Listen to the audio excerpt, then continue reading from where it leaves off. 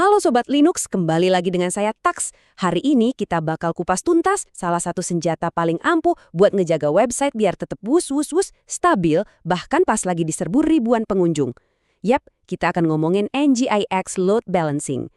Kita bakal bedah semuanya, dari yang dasar banget sampai ke prakteknya langsung. Udah siap? Yuk kita mulai. Coba bayangin deh Sobat Linux, pernah nggak sih ngerasain jantung deg-degan pas ada flash sale atau kampanye gede-gedean? Tiba-tiba website jadi super lemot atau malah down, pengunjung pada ngomel, bos mulai nanya-nanya, wah pusing kan? Nah, ini dia masalah klasik yang sering banget kejadian.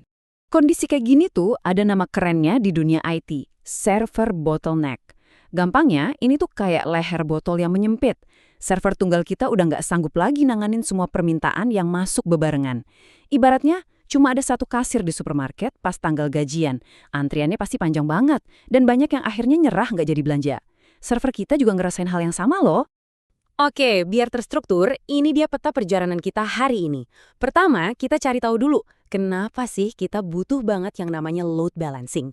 Terus, kita kenalan sama strategi-strategi canggihnya Nginx. Abis itu, yang paling seru, kita langsung praktik konfigurasinya. Dan terakhir, kita naikin level permainan kita dengan sedikit optimasi. Gimana Sobat Linux? Mantep kan? Oke, kita masuk bagian pertama. Sebelum kita ngoprek gimana caranya, penting banget buat kita paham dulu kenapanya. Ini pondasinya Sobat Linux. Kalau pondasinya kuat, kesananya bakal lebih gampang. Jadi, biasanya ada 4 biang kerok utama yang bikin server kita megap-megap. Bisa jadi CPU-nya yang dipaksa lari maraton terus-terusan, atau jaringannya yang udah kayak jalan tol pas yang pulang kerja, macet total. Bisa juga memorinya yang kepenuhan, atau bahkan disknya yang baca tulisnya lambat. Nah, trafik yang tinggi itu bisa nyerang salah satu atau bahkan semuanya sekaligus. Dan inilah dia solusinya, keren kan? Coba deh perhatiin gambarnya. Si Nginx ini perannya kayak polisi lalu lintas super canggih yang berdiri di depan. Semua permintaan dari pengunjung masuk ke dia dulu. Nah, si Nginx ini dengan pintarnya bakal ngatur, oke, kamu ke server A, kamu ke server B, kamu ke server C. Jadi bebannya dibagi-bagi. Nggak ada lagi ceritanya satu server kerja rodi sendirian. Manfaatnya? Wah, banyak banget. Sistem kita jadi gampang buat di-upgrade kalau traffic makin rame, tinggal tambah server baru aja. Terus, jadi lebih tahan banting. Kalau satu server tiba-tiba sakit, Nginx bakal langsung ngalihin traffic ke server lain yang sehat. Jadi website kita tetap online. Hasilnya, performa jadi stabil dan pengunjung pun seneng. Oke, sekarang kita masuk ke bagian yang seru nih. Pertanyaannya, gimana caranya Nginx milih server mana yang harus nerima permintaan? Nah, disinilah algoritma atau strateginya berperan. Milih strategi yang pas itu kunci suksesnya loh. Yang pertama, paling simpel, dan jadi settingan defaultnya Nginx itu namanya round robin. Gampang banget bayanginnya. Anggap aja Sobat Linux lagi bagiin kartu ke teman-teman.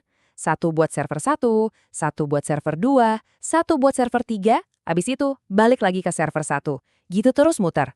Adil kan? Semua dapat giliran yang sama. Selanjutnya, ada yang lebih pintar dikit. Namanya list connections. Sesuai namanya, NGIX bakal ngintip dulu. Server mana nih yang lagi paling santai, yang koneksinya paling dikit. Nah, permintaan baru bakal langsung dikirim ke server yang paling lowong itu. Ini persis kayak kita di supermarket. Pasti milih antrian kasir yang paling pendek kan? Biar cepet. Terakhir, ada yang namanya IP hash. Algoritma ini agak beda. Dia bakal mastiin kalau satu pengunjung yang dikenali dari alamat IP-nya bakal nempel terus di server yang sama selama dia browsing. Kenapa ini penting? Bayangin aja Sobat Linux lagi belanja online, udah masukin barang ke keranjang. Kalau tiap kali klik pindah-pindah server, bisa-bisa keranjangnya jadi kosong lagi. Nah, IP hash ini mencegah hal itu terjadi. Biar gampang, ini contekan cepatnya. Pakai round robin kalau semua server Sobat Linux speknya kembar. Pilih list connections kalau spek servernya belang-belang, ada yang jago, ada yang biasa aja. Dan wajib pakai IP hash kalau aplikasi kalian butuh pengunjung buat nempel di satu server, kayak kasus keranjang belanja tadi. Jelas ya? Oke, teori cukup. Saatnya kita kotorin tangan. Di bagian ini, kita bakal langsung ngintip file konfigurasi Nginx. Jangan takut dulu lihat kode-kode. Serius deh, ini jauh lebih gampang dari yang kelihatannya. Yuk kita bedah bareng-bareng. Intinya cuma ada 2 langkah ajaib. Pertama, kita definisikan sebuah grup yang namanya upstream. Anggap aja ini kita lagi bikin daftar anggota tim, isinya IP server-server kita. Gampang kan? Kedua, kita tinggal kasih perintah proxy_pass buat ngasih tahu Nginx, hey, semua traffic yang masuk, lempar ya ke tim upstream yang tadi kita buat. Simple banget. Nah, ini dia contoh konkretnya. Coba perhatiin deh. Di bagian paling atas, ada blok upstream yang kita kasih nama backend servers. Di dalamnya, kita tinggal daftarin deh IP server kita satu persatu. Di bawahnya, di bagian location, kita cuma perlu tulis proxy HTTP backend servers. Udah, cuma gitu doang. Nginx langsung ngerti. Yang bikin Nginx ini makin keren adalah ganti strateginya itu super gampang. Mau coba list connections? Tinggal tambahin satu baris aja, list_con, di dalam blok upstream. Mau ganti lagi ke IP hash? Tinggal ganti baris tadi jadi IP hash. Beneran, cuma nambah satu kata. Fleksibel banget kan? Oke, sekarang kita masuk ke level selanjutnya. Anggap aja ini babak bonus. Setelah konfigurasi dasar kita jalan, ada beberapa trik lagi nih buat bikin sistem kita jadi lebih ngebut dan pastinya lebih tangguh. Ini jurus-jurus buat para sysadmin pro. Ini dia 3 tips cepat yang dampaknya gede banget. Pertama, set worker processes jadi auto.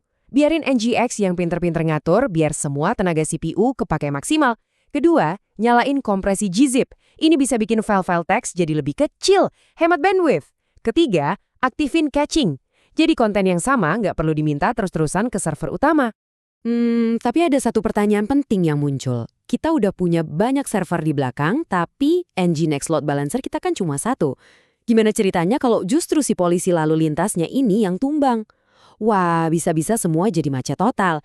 Ini yang kita sebut single point of failure. Tenang, ada solusinya. Namanya high availability. Salah satu tools yang populer buat ini tuh namanya Keep Alive. Gampangnya kita siapin satu Nginx cadangan yang diem-diem ngawasin Nginx utama. Begitu yang utama ada masalah, si cadangan ini bakal otomatis langsung maju ngambil alih tugasnya. Jadi pengunjung nggak bakal ngerasain ada gangguan sama sekali. Oh ya, sebagai info tambahan, Nginx yang dari tadi kita bahas itu versi open source, gratis, dan udah sakti banget. Tapi ada juga versi berbayarnya, namanya Nginx Plus. Bedanya apa? Nah, salah satu fitur andalannya itu Active Health Checks. Jadi Nginx Plus ini bisa proaktif ngecekin kesehatan server-server di belakang. Kalau ada server yang lagi sakit, dia bakal otomatis dikeluarin dulu dari barisan biar nggak bikin masalah. Canggih ya? Jadi, kesimpulannya, Sobat Linux, load balancing pakai Nginx ini bukan lagi sekedar pilihan, tapi udah jadi sebuah keharusan di era sekarang.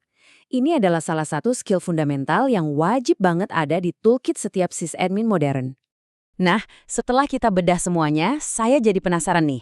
Dari 3 strategi tadi, round robin yang merata, list connections yang cerdas, atau IP hash yang setia, kira-kira mana nih yang bakal Sobat Linux coba duluan buat proyek kalian?